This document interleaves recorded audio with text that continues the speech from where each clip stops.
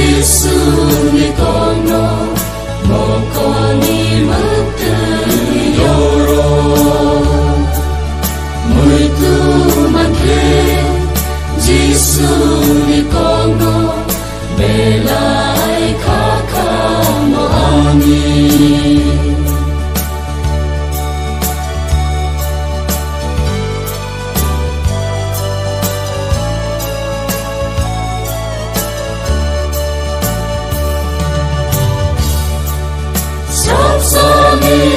người phải ba ba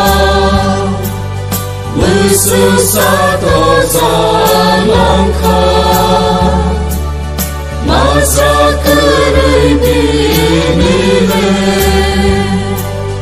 hay phá nó mà ra để ra khá thôi lên ơn người xa lòng khá mong xa bố xa lòng ôi nên ơn người sơ lòng ca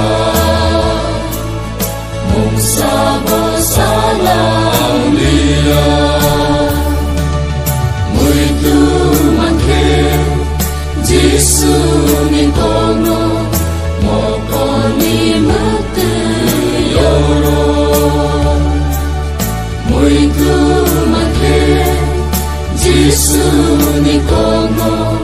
bề lại khao khao mo ani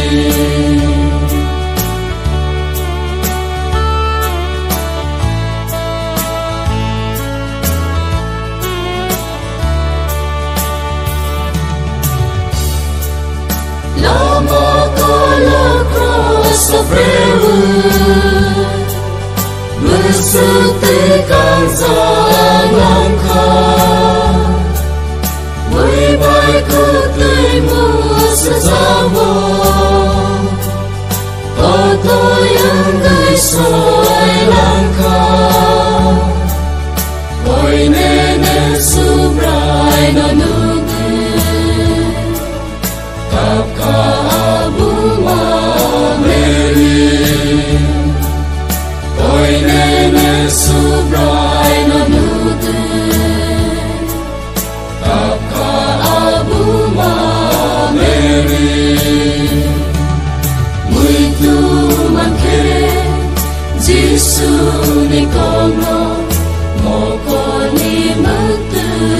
yoro mười tu